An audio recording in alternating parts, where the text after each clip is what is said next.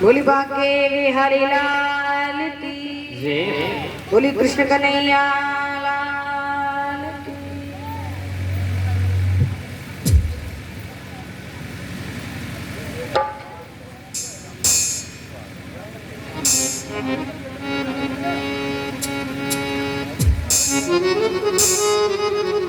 तो वर्णन आया है भाग्यो उदयन बहुजन्म समर्जिते। भागवत में लिखा कि भाग्यो उदय बहुजन्म समर्जिते।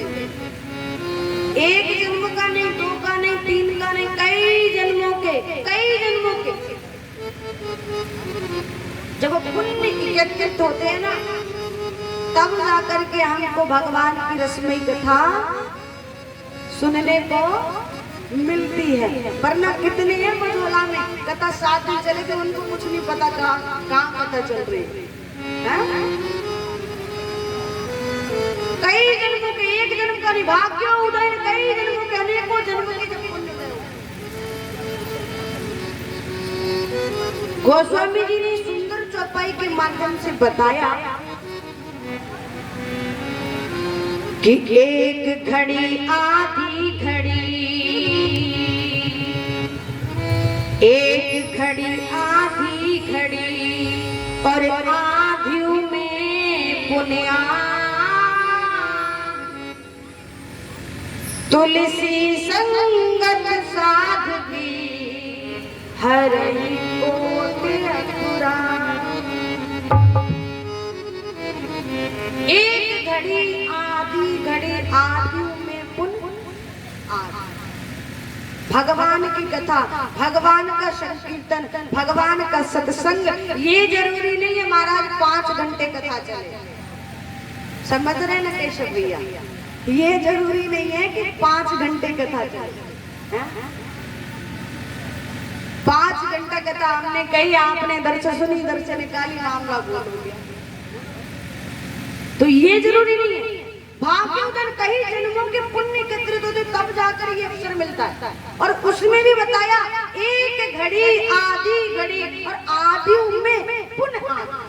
जानते ना, एक घड़ी मिले अच्छी बात, और एक भी यदि ना मिले तो आधा कर दो। कितना?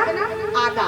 और यदि आधा भी नहीं मिल पाता तो उसमें भी पुनः आधा, आधे में से भी पुनः आधा कर दो, आधी में पुनः आधा। और तुलसी संगत साधु की हरहि कोट अतु। भगवान का सत्संग, भगवान की कथा तो जीव मात्र के जीवन में परिवर्तन लाएगी ना। तो आधी घड़ी चैतन्य महाप्रभु से किसी ने पूछा कि ये बता, सत्संग कितने समय का जीवन, व्यक्ति के जीवन को बदल देता है? कितने समय का महाराज सत्संग श्रवण करना चाहिए? तो उन्होंने कहा कि यदि सत्संग है तो जितने समय एक गाय के सींग पर राई का दाना टिकता है, गाय के सींग पर राई मतलब लाइटा, सरसों का जो दाना होता है गाय के सींग पर। अब विचार लगाइए कितने समय टिकेगा राई का दाना, कितने समय टिकेगा? जितने समय राई का दाना गाय के सींग पर टिकता है ना, विचार लगाओ कितने समय टिकेगा, कितना चिकना होता है। यदि इतने समय का सत्संग भी जीव मात्र को मिल जाता है तो उसके जीवन को बदल देता है। और यदि कुसंग, हाँ कुसंग कम ताकतवर थोड़ी है ना, वो भरपूर ताकत रखता है। बोले कुसंग भी इतने समय का मिल जाए तो कितना भी बड़ा ज्ञानी व्यक्ति सही महाराज पूरे जीवन को नष्ट कर देता है। तो भगवान का सत्संग, पहली बात ज्यादा नहीं, मैं ये नहीं कहती 10 घंटे ही कथा कराओ, आप जितना कहोगे उतना करेंगे। 1 घंटा, आधा घंटा, 4 घंटा, 5 घंटा, जितना, पर हम कथा कहें आपको समझ में आनी चाहिए। तो 1 घड़ी आधी घड़ी आदियों में अपने आदत तुलसी संगत साधकी हरई, इतनी समय का सत्संग मिल जाए। बोली बाके बिहारी लाल। और आजकल बड़ी विडंबना है महाराज। कई लोग तो कहते हैं क्या आज के समय में इतनी कथाएं हो रही हैं, इतने सत्संग हो रहे हैं, पर कलयुग चल रहा है महाराज, कोई अंतर पड़ने वाला नहीं। दोष किसको देते हैं? कलयुग चल रहा है, कुछ होने वाला है। गोस्वामी जी ने सुंदर चौपाई के माध्यम से बताया कि कलयुग समयुग आन नहीं, और जो नर कर विश्वास, गाय राम गुण गण विमल, भव तर नहीं प्रयास। कलयुग समयुग आन नहीं। हम और आप कलयुग को बुरा बताते ना, तो कलयुग बुरा नहीं, बस हमको करना नहीं, धरना नहीं, कलयुग के ऊपर डाल दिया। कलयुग महाराज कराने भी तो दे। गोस्वामी जी कहते हैं कि जो परब्रह्म के चिंतन में रहता है वो अभी भी सतयुग में जी रहा है। जो परब्रह्म के चिंतन में, उसके लिए इस समय भी सतयुग है, ध्यान देना। और जो मेरे राघव के चिंतन में है उसके लिए आज भी त्रेता है, और जो मेरे कृष्ण के चिंतन में है उसके लिए आज भी द्वापर है। और जो महाराज रगड़ झगड़ में लगा है ना, उसको तो कलयुग ही कलयुग दिखाई, उसको सतयुग आने वाला नहीं। बोली बाके बिहारी लाल की जय।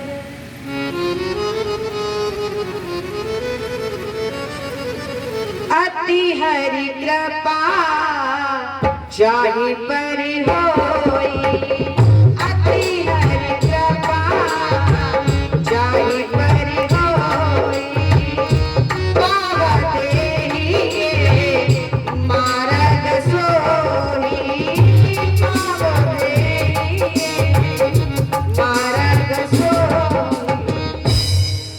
अति हरि कृपा जाहि पर होई, पाव देव यह मार्ग समझे। अति एक कृपा होती है, एक तो अरे महाराज बड़ी कृपा, और एक कहते हैं महाराज अति कृपा है आप हैं?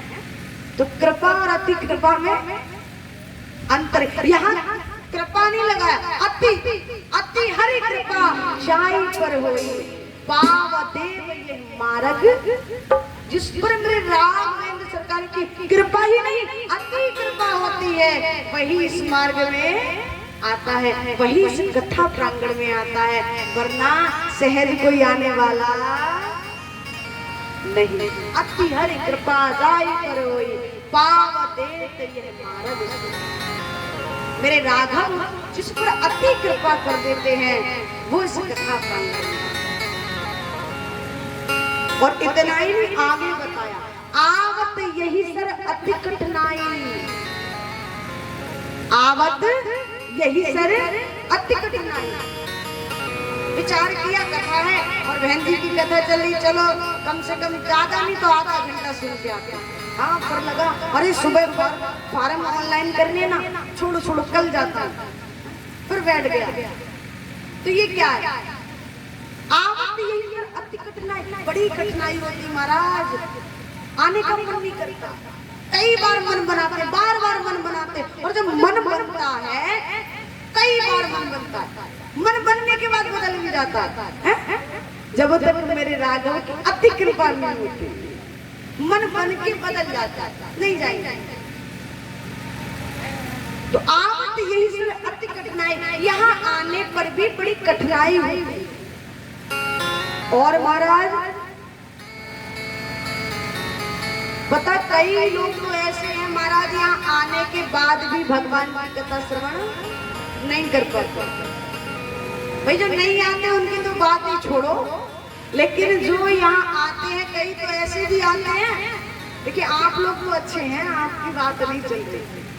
कई लोग और जो आते हैं कई लोग तो ऐसे भी आते हैं महाराज, जो है यहाँ आने के बाद भी उनको भगवान की चर्चा कानों में सुनाई नहीं पड़ती। कथा सुनने के लिए मन बनाया, कथा सुनने आने को हुए तो विचार के स्नान कर ले, स्नान करने बैठे कान में पानी घुस गया। हाँ, अब पानी को बहुत देर निकालने का प्रयास किया, पानी निकले ही नहीं। पूरी कथा में बैठ कर चले गए महाराज, पानी नहीं निकला कान में। और घर जाके किसी बच्चे ने पू कर दिया, पानी निकल गया। हाँ? तो ये क्या, ये भी तो भगवान की कृपा है। जब तक भगवान की कृपा, अति हरि कृपा जाई पर होई, जब तक मेरे राघव की कृपा नहीं होगी तब तक आपको यहाँ आने पर भी भगवान की कथा श्रवण नहीं, कानों में सुनाई नहीं। और जब कथा श्रवण पड़ जाती है तो भगवान की कथा जब कानों में सुनाई पड़ती है, सुन्नत श्रवण पाए विश्राम। जब कानों में कथा श्रवण पड़ जाती है तो महाराज विश्राम की प्राप्ति हो जाती। किसकी? विश्राम की प्राप्ति। बोली बांके बिहारी लाल, बोली सियावर रामचंद्र भगवान। आएगा जो नाम संकीर्तन। हरि मेरा आपकी कृपा से सब काम हो रहा है, मेरा आपकी कृपा से सब काम हो रहा है, मेरा आपकी कृपा से सब काम हो रहा है, मेरा आपकी कृपा से सब काम हो रहा है, मेरा आपकी कृपा से सब काम हो रहा है। करते हो मेरे राघव, करते हो मेरे राघव, मेरा नाम हो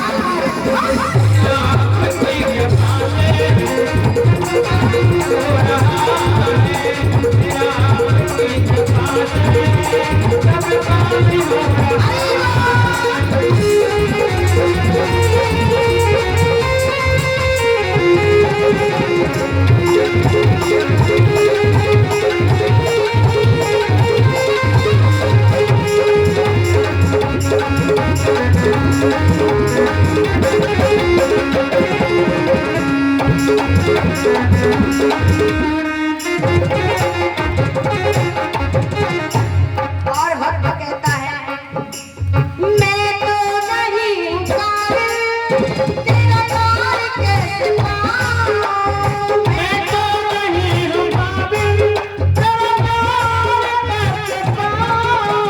टूटी हुई बारी से गुणगान कैसे गाऊं। टूटी हुई बारी से गुणगान कैसे गाऊं। टूटी हुई बारी से गुणगान कैसे गाऊं। तेरी ही प्रेरणा से, तेरी ही प्रेरणा से ये कमाल हो रहा है। तेरी ही प्रेरणा से कमाल हो रहा है। तेरी ही प्रेरणा से कमाल हो रहा है।